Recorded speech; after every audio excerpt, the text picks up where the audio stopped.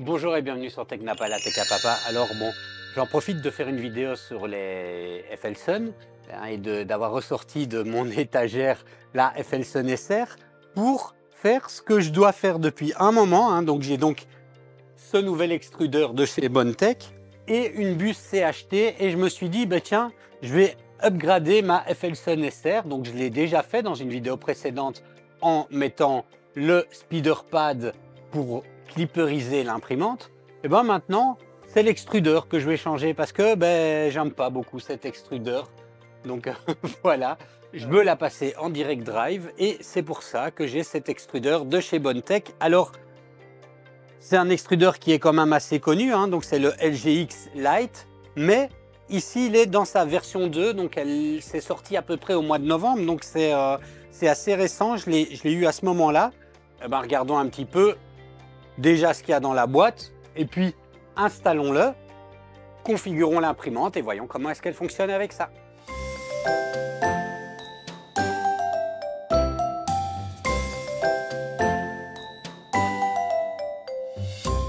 Bon, alors voilà, je le disais, je vais installer un extrudeur Bondtech et des buses CHT. Donc si vous ne savez pas ce que sont les buses CHT, ce sont ces fameuses buses, alors j'essaye de faire le focus ici, mais qui permet d'offrir un plus grand débit grâce à ces 3 canaux de, je sais pas, distribution, dilatation, enfin bref, c'est x3 à l'intérieur, donc on a plus de débit et on a cet extrudeur de chez Bondtech. Alors, ouvrons la boîte déjà, ça fait 2 mois que c'est comme ça ici et que j'aurais dû l'ouvrir et le faire. Et voilà, alors, si on regarde, qu'est-ce qu'on a? On a une petite carte, un petit autocollant que je vais pouvoir coller sur ma FLSUN pour dire waouh, elle est powered by Bondtech. Et on a donc cet extrudeur qui est donc un extrudeur direct drive suffisamment léger pour pouvoir être utilisé sur la FLSUN à la place de l'extrudeur d'origine. Donc voilà, on n'a pas grand chose à part un petit tube PTFE, hop, qui est plus un guide pour mettre le filament. On n'a pas besoin d'un tube Boden et on n'a pas de manuel. On a un setup guide en scannant ici. Donc je vais évidemment bien me documenter pour pas faire de bêtises. Petit point, pourquoi avoir choisi celui-là? Parce que comme on peut pas se permettre de mettre n'importe quel extrudeur sur une imprimante Delta. Pourquoi? Parce que, attendez, je vais descendre la buse, voilà. Pourquoi? Parce que la manière dont est conçue l'imprimante risque de... Plus on met de poids, plus on risque d'empêcher le fonctionnement fluide d'une imprimante Delta. Donc c'est pour ça que c'est bien d'avoir un extrudeur qui soit léger. Alors l'extrudeur d'origine est ici. On va évidemment devoir le désactiver, mais regardons tout ceci dans la suite de cette vidéo. Bon, alors pourquoi j'ai choisi cet extrudeur de chez Bondtech? Alors pour 2 raisons. Premièrement, comme c'est une imprimante Delta et qu'on va la passer en direct drive, il faut éviter et limiter l'impact du poids sur la tête d'impression. C'est important parce que sinon voilà, ça risque de poser des problèmes. Dans la configuration d'origine, on a l'extrudeur qui est placé sur le côté, qui est déporté, c'est pour ça que c'est pas un direct drive, et donc on limite le poids sur la tête d'impression. Alors le LGX Lite était une bonne solution, c'est la solution par exemple que JSTech avait pris et ça marchait très bien pour lui. Guilouz, qui est cette personne épatante qui fait plein de choses et notamment qui fait pas mal de config pour les speederpads, etc., a aussi modélisé des pièces pour pouvoir adapter les direct drive sur cette FLSUN SR. On regardera ça juste après. Et donc voilà, on part avec quelque chose qui est déjà un petit peu connu. Alors je ne suis pas électronicien, je ne suis pas électromécanicien, donc je vais devoir faire confiance au tuto que je trouve pour essayer de réussir cette transition vers un tube Boden à un direct drive sur la FLSUN SR. Alors ici j'ai le LGX Lite V2, pourquoi il change pas fondamentalement, il améliore d'une certaine manière la V1.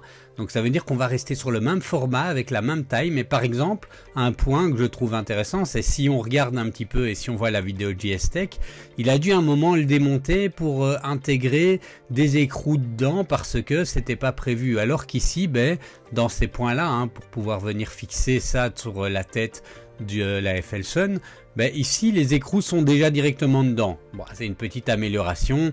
Ils disent, si on regarde, que ça améliore la résistance à la chaleur, qu'il y a un meilleur grip du filament, on est toujours sur un format aussi petit, aussi léger, malgré le fait qu'on a les engrenages de taille normale de LGX.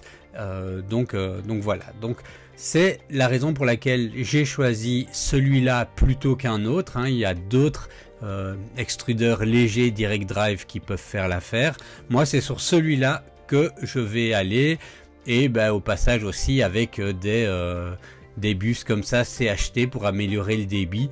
Donc ce n'est pas des bus que j'ai achetés, hein, des bus CHT, donc avec 3 petites entrées comme ça pour améliorer le débit. Bon, alors au niveau du prix, effectivement, on est sur un extrudeur qui a quand même un certain prix, donc j'espère qu'il aura également la qualité qu'on attend de lui, mais je n'en doute pas. Et alors, ben, comme JSTech, j'ai également pris une version avec un moteur, hein, puisque on peut avoir juste l'extrudeur tout seul. Ben moi, c'est intéressant aussi d'avoir le moteur avec, donc j'ai également pris cette version-là. Alors une des premières choses qu'on va devoir faire également, ben, c'est imprimer certaines pièces, puisque on va pas pouvoir se servir de toutes les pièces d'origine pour pouvoir faire la transition. On va adapter les pièces d'origine. Alors, si vous avez regardé la vidéo de JSTech à l'époque sur le LGX Lite normal, il a également changé tout le système de ventilateur. Je vais pas le faire à ce niveau-ci, je ne sais pas, je me sens pas confiant de le faire. À un moment donné, il soude les câbles, enfin voilà, moi je me sens pas confiant de faire ça, donc je vais rester pour le moment, je le ferai peut-être plus tard dans une autre vidéo, mais là je vais rester sur quelque chose, simplement une transition pratiquement de stock. Je change que l'extrudeur et le moteur associé à l'extrudeur. Alors quelque chose qui sera important aussi, il y aura quelques configurations à faire au niveau du slicer aussi, modifier la rétraction. On passe d'une rétraction de tube Boden à une rétraction de direct drive, ça change les choses. On aura également à travailler dans l'imprimante, hein, au niveau des steppers. Enfin voilà, on a une série de choses à voir et à faire pour réaliser cette transition, hein. C'est pas quelque chose qui est comme ça hyper facile, hein. C'est pas on imprime une pièce, on met paf, ça marche d'origine. Mais je suis certain qu'on peut y arriver. Donc, on va regarder ça. Alors, je vais prendre une série de fichiers que je vais imprimer. Comme je le disais, comme je ne change pas, ben, je viens ici prendre... Alors, je mets le lien en description, hein, vers cette page-là, hein, au cas où. Mais donc, je vais venir prendre ici ces deux fichiers, puisque j'utiliserai les fans d'origine, donc Stock Housing et Stock Support. Et je vais également prendre ce fichier qui permettra de fixer correctement et proprement le senseur de filament, puisque vous voyez, on va retirer l'extrudeur qui a priori se positionnait ici et on va remplacer par cette petite pièce dans laquelle on va fixer le détecteur de filament. Et enfin, dans la liste des fichiers, je vais également prendre ici le petit cutter PTFE pour, c'est un gabarit, hein, pour découper vraiment comme il faut, à la taille qu'il faut, le PTFE qu'on va, voilà, parce qu'il y a quand même un petit PTFE à l'intérieur. Je vais imprimer, donc je vais prendre ici PTFE Cutter et PTFE Holder Stock. Et puis j'imprime tout ça, je vais vous passer, vous savez comment vous faire pour imprimer, et on se retrouve devant l'imprimante tout de suite une fois tout ça imprimé. Ben voilà, j'ai imprimé mes petites pièces. Donc on a ici ce qui va remplacer la cage d'origine. Ceci, ça permettra de faire porter, donc on va retirer ce qui permet d'attacher le capteur de filament et on va mettre ceci à la place pour mettre le capteur de filament dessus. Ceci, c'est un petit guide pour couper le PTFE exactement à la bonne longueur. Et donc voilà, ce qu'on va commencer par faire, c'est détacher tout ceci. Donc on va retirer le tube Boden ici, débrancher pardon, les câbles et retirer les axes des tiges en carbone comme ceci. Donc je fais ça tout de suite, j'ai pas besoin de trop vous expliquer, on va passer ça en accéléré et je vous retrouve une fois que j'ai démonté tout ça.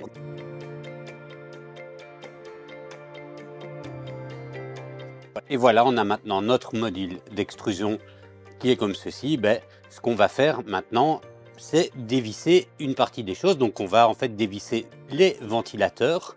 Alors pour ça, je prends mes petits tournevis.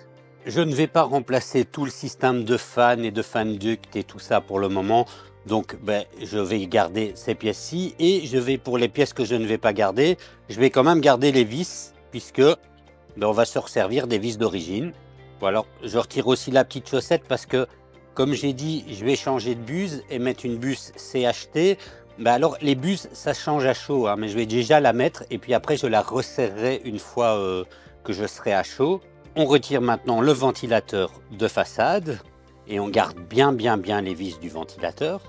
Et on va aussi détacher les deux petits. Alors là, j'ai pas de tournevis Allen assez petit pour ça, donc je vais devoir aller chercher une clé Allen, une toute petite et toute fine clé Allen, parce que les ventilateurs d'origine sont quand même pas bien gros.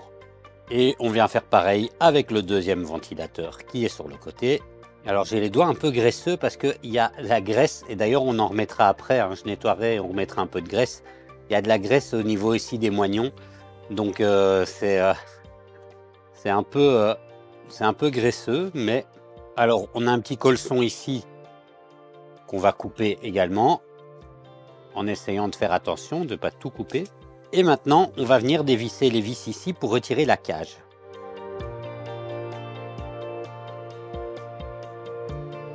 Et voilà, on a maintenant les deux pièces à part. On va devoir venir retirer ici les câbles parce que sinon on ne va pas savoir les retirer de la petite cage. On va évidemment être extrêmement prudent en faisant ça hein, pour ne pas venir couper un câble. Et voilà, maintenant je peux avoir tout qui est détaché. Et donc l'idée c'est qu'on va remplacer cette case, enfin ce cadre là, par celui-là qu'on a imprimé. Alors tant que je suis là, je vais remplacer ici la buse. Donc vous voyez, elle a déjà pas mal vécu. Hein, Donc je vais remplacer la buse par cette buse CHT. Mais je rappelle, il faut resserrer la buse à chaud aussi. Donc il ne faut pas juste se satisfaire de comment ce sera fait comme ça. Donc je vais prendre un outil pour pouvoir desserrer ça. Et donc j'ai une clé de 7 pour la buse et une autre clé pour retirer ici le connecteur PTFE. Donc je vais commencer par retirer le connecteur PTFE. Bon alors il était bien serré donc j'ai dû aller un petit peu le faire tenir dans l'étau pour pouvoir desserrer. Mais on retire le connecteur PTFE. Et donc voilà, on prend ceci. Et ben je vais maintenant retirer la buse. Alors voilà, ben, j'en ai profité pour nettoyer. J'ai installé la buse donc ici, hein, c'est la buse CHT. Et donc maintenant, on va devoir fixer cette petite pièce-ci sur ce cadre. Alors ben, c'est pas dur, hein, vous voyez, on pourra tout simplement le mettre là, comme ceci, ou comme ceci. Ben, voilà, c'est comme ceci. Donc on va venir le fixer comme ceci. On va simplement venir attacher les petites vis et il faudra mettre ça aussi également. Hein. On vient le rentrer dedans et voilà, on fixe tout ça maintenant. Alors pour fixer, on a les 4 petits écrous là. Alors il faut bien orienter la tête, hein, mais on a les 4 petits écrous et je les attache. Et voilà, maintenant que ceci est fait, on va remettre les ventilateurs en faisant bien attention à là où l'airflow doit passer. Donc ici, ça va passer par là comme ceci et donc on vient l'attacher comme ça. Alors il faut être assez délicat parce que c'est des toutes petites vis et puis moi j'ai des tout gros doigts. Bon alors en plus des vis qu'on avait déjà par défaut avec l'imprimante, il va falloir aussi 2 vis M312 en plus. Donc j'en avais dans ma réserve donc je vais en prendre. Et on va venir sur cette pièce-ci en rentrer de ce côté-ci comme ça et voilà, de chaque côté pour éviter que lorsqu'on va venir attacher ici, on ne puisse plus venir visser celle-ci. Donc voilà, maintenant on a les vis qui ressortent là et on va prendre notre moteur et on va attacher avec les vis qu'il y a ici en dessous de ce côté-ci, comme cela. Et on vient visser ici dedans les vis M312. Alors on serre bien et vous voyez la partie plate, c'est celle qui vient là où il y a l'arrondi du moteur. Et voilà, une fois que c'est bien accroché, bien vissé, ben, on a le moteur qui est un peu comme ceci, hein, vous voyez, avec la partie ici au-dessus et cette partie-là comme ceci. Alors l'étape d'après, c'est prendre un peu de PTFE. Alors on pourrait prendre du blanc, moi j'avais comme ça du rouge, c'est une espèce de capricorne mais rouge. Mais je n'ai plus de capricorne bleu. Et il faut vraiment venir le couper très très droit. Alors j'y vais un peu plus large, donc moi j'ai un outil pour couper comme ça de manière droite. Et on va venir le mettre dans le corps jusqu'à ce que ça touche bien la buse. Hein. Et après, on va venir prendre notre gabarit de coupe, c'est cette pièce-ci. Voilà, avec le gabarit de coupe, une fois que c'est comme ça aussi, eh ben, il va falloir couper vraiment à ras. Voilà, comme ça. Et on aura un tube PTFE qui est exactement à la bonne taille. Voilà, il est maintenant exactement à la taille qu'il faut. Et maintenant, ben, ce qu'on va faire, c'est prendre ceci et venir le fixer comme ceci dedans. Alors, je ne sais pas si vous voyez, mais il y a le petit bout de PTFE qui dépasse. Il va falloir le faire rentrer dans ce trou-là. Donc, on vient se mettre un peu sur le côté. Il rentre dedans. Et maintenant, on vient visser. Et voilà, on a vissé à fond. Ça tient bien. Vous voyez ici, hein, donc... tout tient très très bien, on a accès à la petite molette qui permet de passer du TPU aux autres filaments et il me restera à fixer le ventilateur. Alors au niveau des câbles, on a plusieurs manières de faire. JSTEC lui avait d'abord retiré les ventilateurs là et faire passer les câbles derrière. Moi j'aime pas beaucoup écraser les câbles derrière le ventilateur, donc je vais plutôt le faire passer par devant en mettant un petit peu de tape isolant ici. Donc ben voilà, ça c'est chacun un petit peu, il fait sa popote comme il veut. Toujours est-il qu'il faut mettre le ventilateur comme ceci et on va venir le revisser. Et voilà, et maintenant on va venir encore fixer ces deux petites pièces là. Et voilà, au niveau du bloc de chauffe et du bloc d'extrusion, du coup maintenant la tête est remontée. Alors qu'est-ce qu'on a comme étape encore? Il va falloir dévisser l'extrudeur précédent, refaire le câblage, remettre la tête là-dessus. Et puis après, il faudra s'occuper du firmware pour faire fonctionner la machine avec ses nouvelles caractéristiques. Donc alors maintenant, la partie d'après, ça va être de retirer ceci. Et en fait, on va détacher de ça le capteur de filament. Mais donc, on va d'abord le dévisser ici. On va évidemment détacher notre ancien extrudeur. Et on va également détacher ici le câble du détecteur de fin de filament.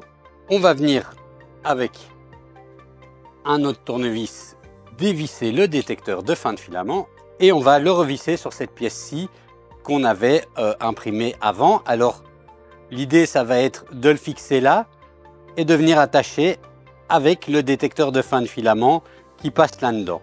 Donc je viens déjà ici le visser dedans comme ceci. Avec les vis d'origine, hein, c'est très bien. Voilà.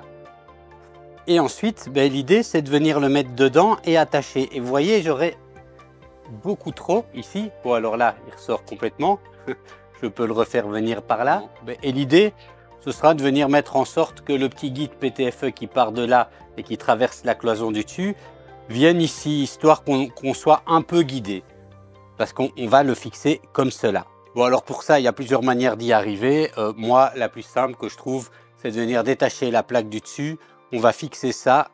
On vient remettre bien le tube au bon endroit et on le fait ressortir par en haut comme il faut. Et en plus, il faut détacher la plaque du dessus parce qu'il va falloir venir brancher ce câble-ci, mais on regardera ça après. Mais je vais donc déjà retirer la plaque du dessus.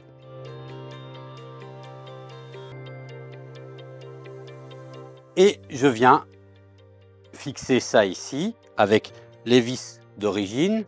Alors je visse pas encore à fond parce qu'on va pouvoir ajuster un petit peu. Et je viens faire passer le tube PTFE comme ceci. Et maintenant, je visse à fond. Voilà. Et maintenant, quand on va refermer le capot, alors on le fera juste après quand on aura mis le câble, mais quand on va refermer le capot, eh ben, on va pouvoir le faire ressortir. Alors, on vient réattacher aussi le détecteur de fin de filament comme ceci. Voilà, donc il est refixé là. Et ce câble de l'ancien extrudeur, eh ben, on va pouvoir le retirer. Alors je le fais déjà monter par ici au-dessus. Et vous voyez, je peux le retirer. Et ici, je vais à nouveau avoir besoin de ma pince coupante parce que le câble en question, vous voyez, qui est ici, eh ben, est attaché avec un petit colson. Alors là, il faut être extrêmement délicat pour découper le câble sans couper un autre câble. Voilà, hop, je vais me mettre de l'autre côté, j'y verrai mieux. J'en ai un deuxième à couper ici, voilà, et je viens retirer ce câble là. Alors ce câble là, j'en ai plus besoin parce que on va venir attacher le câble qui est fourni avec l'extrudeur. Donc pour ça, je viens retirer les petits nœuds, et comme vous pouvez voir des petits nœuds, il y en a, et je viens faire passer à la place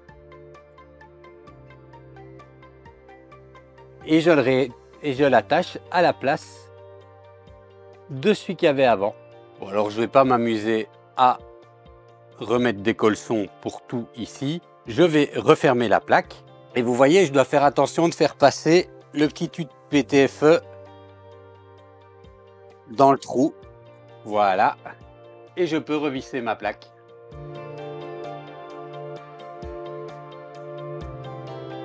Et maintenant, il me reste plus, alors je vais la remettre dans le bon sens, comme ceci. Et maintenant, il ne me reste plus qu'à recabler, refaire un câble management un petit peu propre. Vous voyez là, c'est un peu chaotique. Alors, Jocelyn, lui, a fait repasser le truc dans le câble ici. Et moi, il est bien collé ici et j'ai un peu peur de l'abîmer. Donc moi, je vais simplement le faire parcourir tout le long en le faisant tenir avec un isolant.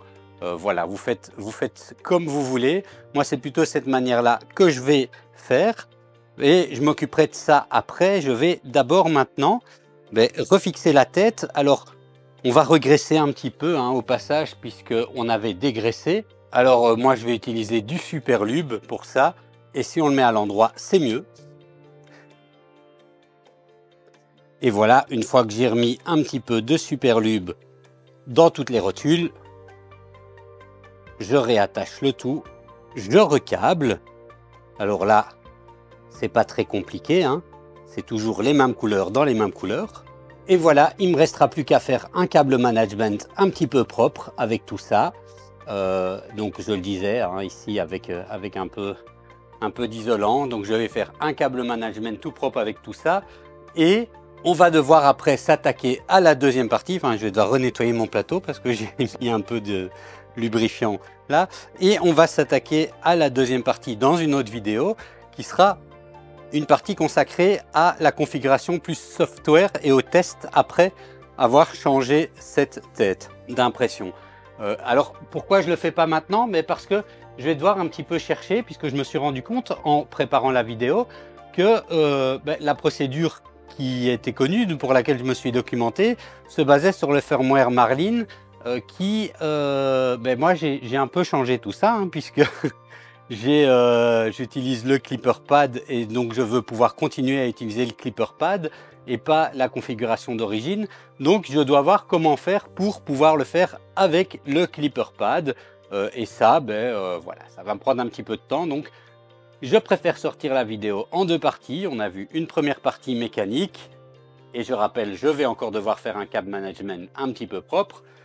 Une petite partie mécanique où je montre comment est-ce qu'on monte tout ça et on va faire plus tard une deuxième partie plus logicielle et configuration, tant au niveau de la machine qu'au niveau du slicer et les quelques tests de calibrage, parce qu'il va falloir aussi, comme j'ai changé la bus pour une bus CHT, redéfinir nos débits.